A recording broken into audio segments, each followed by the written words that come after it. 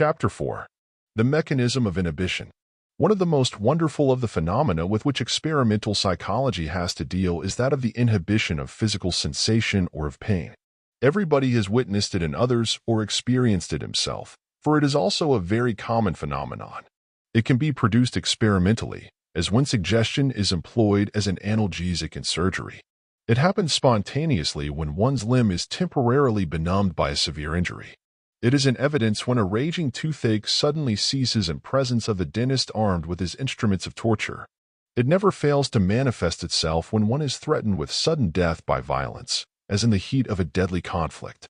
The soldier rarely knows he is wounded so long as he is able to continue fighting. Often the first notification he has that he is wounded is when he falls, weakened by the loss of blood, and if his wound is fatal, he dies a painless death. Few have failed to experience the phenomenon in some form, the most common being cases of temporary numbness resulting from wounds, and the local anesthesia or analgesia which almost invariably immediately precedes a surgical operation. The phenomenon of the subsident toothache being typical. By far the most numerous class of cases, however, occur in the practice of mental healing, especially where the treatment involves the personal contact of the healer with the patient, for example, in mesmeric methods, or the laying on of hands, or in some forms of hypnotic practice. It is possible, however, to inhibit pain by pure suggestion without personal contact, as has been demonstrated again and again under all so-called systems of practice in mental therapeutics. The correlation of all the facts of all methods has thus far given us the psychological formula which we have examined in Part 1 of this book. That is to say, it has taught us that the subjective mind is endowed with the power, when it is incited thereto by suggestion, to inhibit pain. This is undoubtedly correct as far as it goes, but it does not go far enough to satisfy the demands of the present inquiry, which is as to the histological mechanism involved in the inhibition of pain, and incidentally as to some cognate questions collateral to the main subject of inquiry. The intelligent student will have already anticipated me when I say that we must look to the nerve mechanism through which sensations are transmitted from cell to cell, to find the means by which the same sensations are inhibited. Thus, we have found that sensations and intelligence are transmitted from one cell to its neighbor through filaments of living protoplasmic matter projected from one cell into physical contact with the other, that, in a nerve. This filamentary connection is made from cell to cell throughout its whole length. It is, therefore, solely by means of physical contact of one nerve cell with another that sensations are communicated through the nerves. It follows that if one of the cells in a line of communication should withdraw its tentacles from contact with its neighbors, the line would be broken, and sensation would be inhibited with just as much certainty as if the nerve had been severed by the scalpel. That these filaments can be retracted is well known to every histologist, for they are a part of the living protoplasm of the cell itself. That each cell of the whole organism is under the control of the central intelligence which presides over the vital processes is necessarily true. Psychology teaches us that this central intelligence, which we designate as the subjective mind, has control of the functions, sensations, and conditions of the body. Necessarily, therefore, it has control over each individual cell that constitutes a factor in the functional activities of the body. And since the nerves constitute the means of communicating intelligence and sensation to all the outlying cells of the organism, it follows that the nerve cells are under the more immediate control of the subjective mind than are the outlying cells. Manifestly, therefore, the subjective mind may, by an act of volition, cause every cell concerned in the transmission of sensation to retract its tentacles or filaments and thus temporarily isolate itself from all intercourse with its fellows. Obviously, therefore, this is the method and this the mechanism employed in the inhibition of pain. Under this hypothesis, much that is mysterious in the phenomena of inhibition may easily be accounted for. Thus, the general anesthesia, or, rather, analgesia, incident to imminent and deadly peril, must be due to a general retraction by the cells of the filaments employed in the transmission of sensation. Indeed, this phenomenon and that of death may be correlated. The fact that death is always painless may be due to the same cause, the psychological crises in the two cases being identical. It is the inevitability of death, real or apparent, that induces the phenomenon, and it seems to be the universal experience of those whose doom is sealed. Thus, the criminal condemned to death experiences at the moment when all hope of pardon or reprieve has been abandoned. His faculties are benumbed, testify as attendants, he becomes calm and indifferent, and when the supreme moment arrives, he marches to the scaffold without a tremor to indicate that he is possessed of a nervous organism. Closely allied to this is the local anesthesia induced by the near approach to an inevitable surgical operation. This subject has already been alluded to, and need not be dwelt upon further than to remark that the imminence and inevitability of a great crisis seem to be the prime factors in the induction of the phenomenon. Its potential value as an analgesic in surgery is set forth at some length, and there are some reasons for believing that the cells themselves, under great stress of emotional excitement, have the power of initiative in the matter of inhibiting local pain. Thus, in cases of casual wounds, the parts are benumbed for the time being, and if the wound is immediately dressed, no pain is experienced in the adjacent parts. Later, however, the pain is experienced in full measure. This would seem to indicate that the cells adjacent to the injured parts, under stress of some emotional excitement, let us say, fear or fright, withdraw their tentacles and retire within themselves, much as underscore some insects do when death threatens. After the stress of emotion has had time to subside, they resume their normal activities, and pain ensues. But they find that thousands of their fellows have been slain, and this entails unwanted duties upon the survivors in the way of eliminating the dead protoplasm and generating new cells to take its place. In other words, the process of healing must be carried on by the surviving cells, facilitated, perhaps, by antiseptic conditions provided by the attending surgeon. And this increased activity necessarily increases the sensibility of the parts involved. Catalepsy is another form of inhibitory phenomena which cannot be ignored in this connection. It was formerly thought to be a disease, but the better opinion now seems to be that it is a supreme effort of nature to give the nerves a much-needed rest.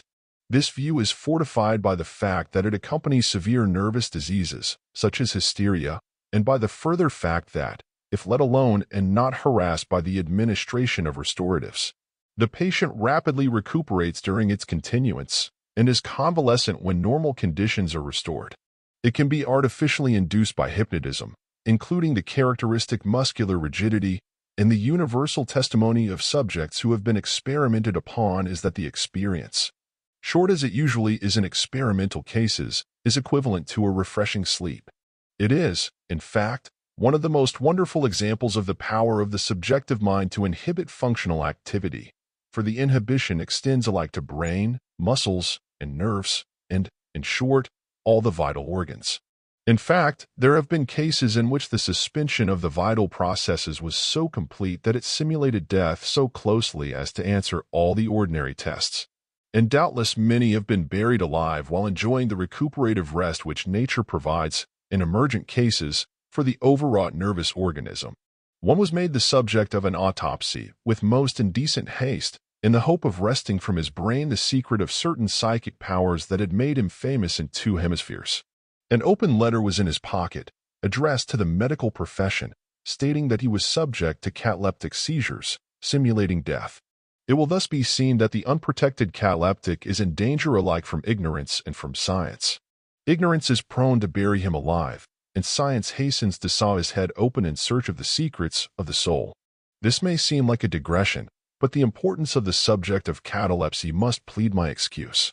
I have treated the subject more at length elsewhere, showing the danger involved, not in the phenomenon itself, but in the fact that it has been treated as a nervous disease, often fatal, instead of regarding it in its true light, that of a purely psychological phenomenon. I cannot repeat my observations here, without undue repetition, further than to remark that the fatal cases are due either to premature burial or an autopsy. It is, in fact, a phenomenal manifestation of vis conservatrix nature, about which so much is said and so little intelligently utilized in therapeutic practice. It is, as before remarked, the result of a supreme effort of nature, in cases of emergency, to give the whole organism a period of rest and consequent recuperation. In a word, it is a striking example illustrating the wonderful inhibitory powers of the subjective mind. In the next chapter, one shall attempt to correlate its facts with the phenomena of natural sleep and others of a cognate character. In the meantime, I have briefly, though I believe with sufficient particularity for present purposes, pointed out the physical mechanism and the process by means of which those inhibitory powers are exercised. And I may here remark that, in this and the preceding chapters, I have shown all the mechanism required for a complete working apparatus for mental healing. For the formula expressive of the work to be done in healing is as simple as that of the theory of disease. A disease of the body is a disease of the cells of the body, says Fierco, and it rises to the dignity of a universal postulate when it is remembered that the body is composed entirely of cells. In like manner, the theory of mental medicine may be comprehended in two words, namely, stimulation and inhibition. That is to say, all that it is conceivably possible for mental energy to accomplish. When operating therapeutically upon a congeries of mind organisms under its control, is to stimulate the sluggish cells to normal activity and inhibit the abnormal activity of the others. Manifestly, this is all that can be done by mental energy, but just as obviously this is all that needs to be done, for it means the restoration of normal conditions to the diseased cells. Can medicines do more? Clearly not. The real question, however, of interest and importance in this connection is, can material remedies affect the same results independently of any aid from psychical forces? I think not.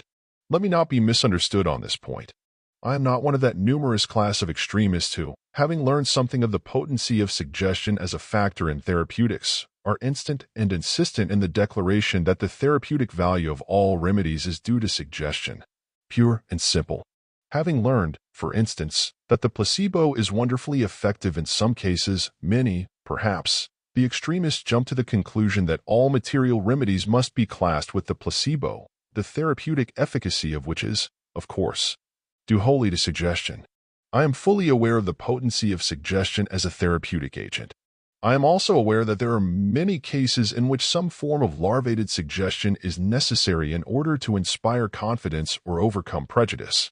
Indeed, I know some physicians of high standing in the profession who never administer anything in the form of medicine except the placebo, accompanied by a vigorous suggestion expected results, firmly believing that the therapeutic value of all medicines is due wholly to suggestion. Nevertheless, there are medicines that are efficacious in healing disease when suggestion as a factor in the case seems to have been eliminated. I have in mind two classes of cases which will serve as examples. There may be more, I do not know. The first is where the medicine contains the specific pabulum, chemical or nutrient, adapted to the requirements of the cells involved. Cells may be starved into inanition, and disease may result. It follows that if normal conditions may be restored by feeding them. Indeed, starvation of the body is the starvation of the cells of the body, and nourishment is the remedy, whether it is taken in the form of medicine under the directions of a physician or in the form of a square meal prescribed by the cook. The other class of medicines to which I refer produce their results by indirection. That is to say, they have no therapeutic efficacy in themselves, but they serve their purpose by arousing in the cells the instinct of self-preservation, thus stimulating them to intense activity in an effort to eliminate the medicine from the system. This, of course, necessarily involves the use of poisonous drugs. Startling as this proposition may seem at first glance, it appears to be sustained by well-known facts. No one needs to be told that, when poison is taken into the system, nature makes a supreme effort to eliminate it, throw it off. No histologist needs to be told that nature, in such cases, is represented by the cells of the body. They do the work, sometimes successfully and sometimes not. Success, of course, depending upon the amount of work they have to do is proportion to the energy they possess. If the amount of poison is great, the labor required to eliminate it is proportionately great, and they may perish before accomplishing their task, and even if successful, they may find themselves exhausted by their efforts and unable to perform their normal functions, at least for the time being. But if the amount of the poison is small, they may succeed in eliminating it, and still have a reserve force left sufficient for normal uses. The difference between the two cases is the difference between a fatal case of poisoning and one that is not. Obviously, in either case the cells were stimulated to unwanted activity by the presence of imminent danger to life. In other words, they were incited to activity by the instinct of self-preservation. I should hesitate to apply these observations to any system of drug medication, did not the fact stand out so conspicuously that they cannot be ignored. Let us examine a few of them.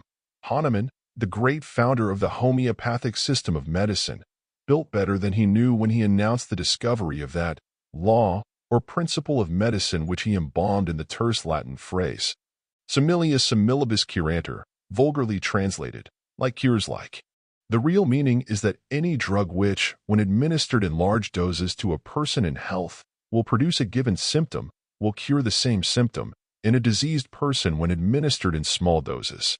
Nobody has ever been able quite satisfactorily to explain how it is possible that a small dose of any poison can have exactly the opposite effect of a large dose.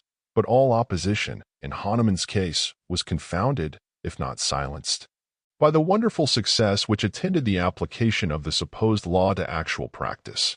It is scarcely necessary to remark that this is not the only modern instance in which success in healing disease has been held to demonstrate the correctness of a theory of therapeutical causation. Nor is it necessary to repeat my observations regarding the logical value of such a supposition.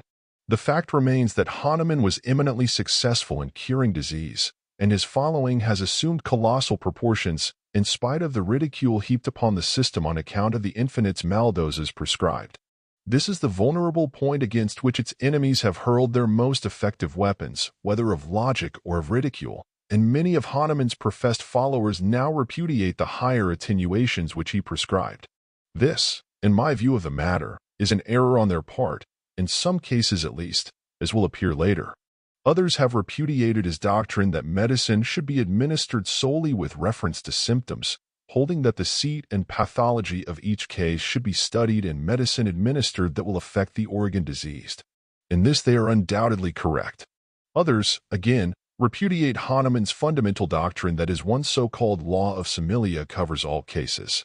Dr. Kidd, of London, holds that there are two laws governing the subject matter, namely, similia similibus and contraria contrarius.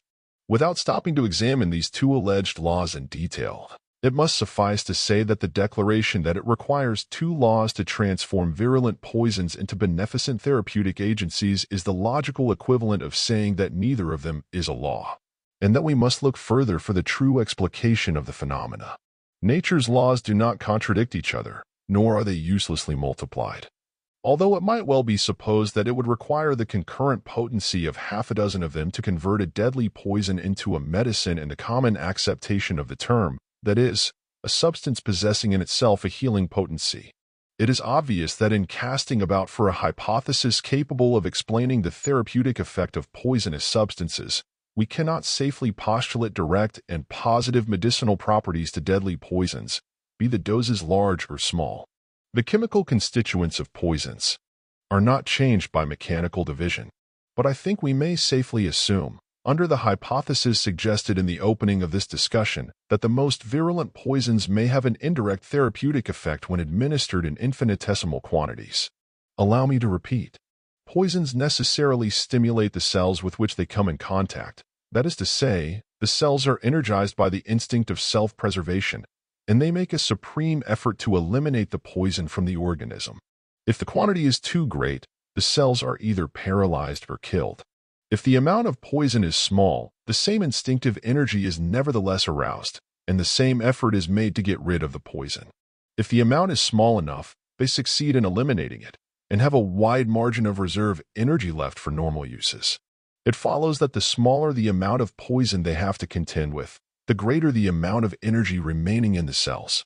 Hence the alleged superior efficacy of the high dilutions. If Hahnemann demonstrated anything in reference to his system, it was this, and he constantly insisted upon it as long as he lived, and the few that remain of his faithful followers all insist that the higher attenuations are the more efficacious. And it must necessarily be true if my hypothesis is correct.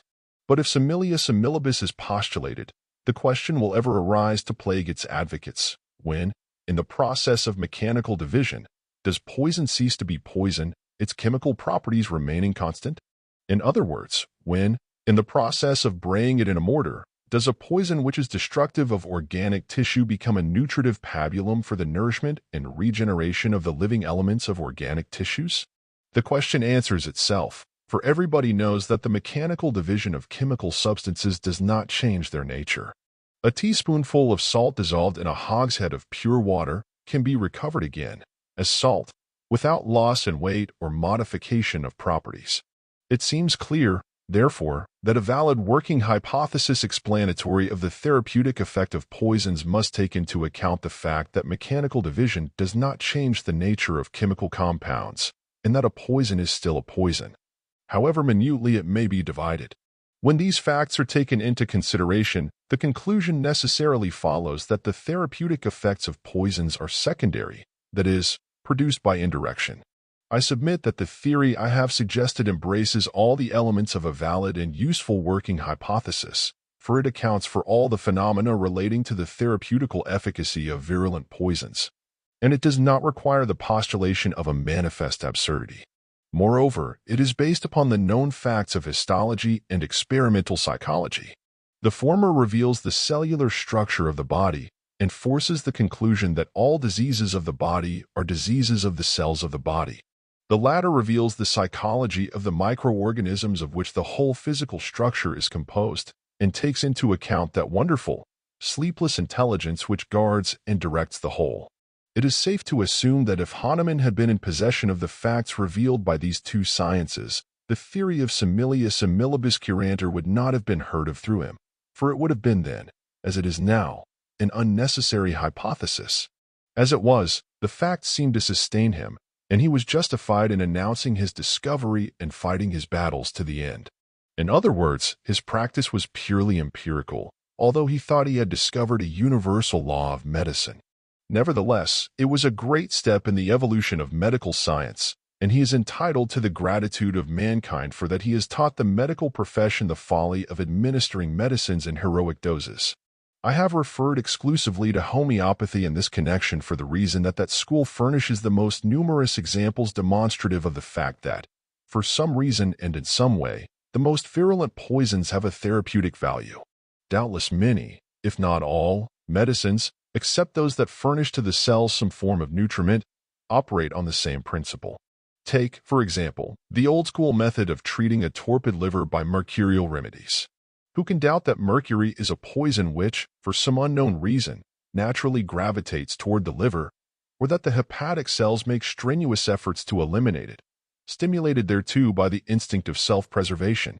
That it is a poison to be gotten rid of is tacitly admitted by the physician, who invariably orders a saline cathartic for that very purpose.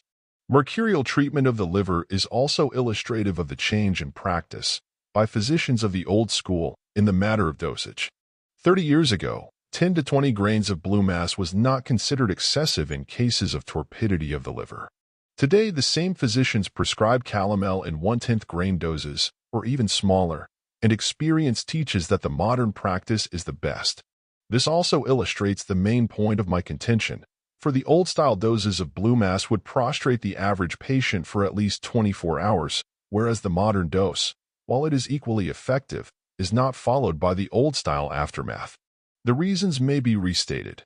The effort required to eliminate a large dose exhausts the cells, and time is required for recuperation before normal conditions are restored, whereas the small dose is equally effective in stimulating the cells to action. But the energy expended in removing the poison is so small that the cells have a reserve force left sufficient for normal uses. I have introduced this subject, not for the purpose of exploiting a new and universal theory of medicine, for I disclaim an object so ambitious, but because I wish to make it clear to the reader, 1. That there is a psychic factor in all healing agencies, mental or material. 2. That this factor is not confined to suggestion in the ordinary sense of the term. 3. That no system of healing, mental or material, can be hypothetically valid or complete that fails to take cognizance of all the psychic factors. And 4. That no system, mental or material, can be adequately comprehended without some knowledge of the histological structure of the physical organism. The first 3 points have been sufficiently discussed for my present purpose, which is merely to suggest a method of investigation rather than to exploit a scientific dogma. In reference to the 4th point, it is only necessary to say that, since Virchow's cellular theory of disease is now universally accepted, it follows that therapeutics, as well as pathology, must be studied histologically.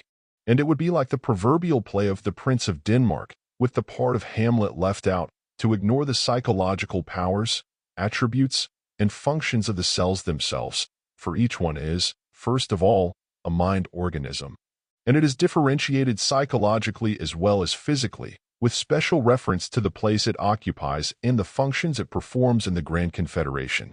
It is an axiom of biological science that there can be no life without mind. In fact, there is no distinction between life and mind that is not, in the last analysis, merely verbal. The cell is the unit of animal life. It is an intelligent entity. It is moved by mental impulses. It is actuated by mental stimuli, and undue action is inhibited by the same energy. The microscope reveals all this, and it exhibits the structural lines of communication between cell and between the central, controlling intelligence in each particular cell. It follows that a system of therapeutics that ignores the psychology of the cell fails to take into consideration the prime factor of life and vitality, and is the equivalent of ignoring the existence of the cell itself. Indeed, the psychology of the cell furnishes a common field of observation for all the schools of therapeutics, mental and material, and none can safely ignore the lessons that it teaches. If I were to assume the role of a prophet, I should predict that in that field will eventually be found the means of harmonizing all the schools.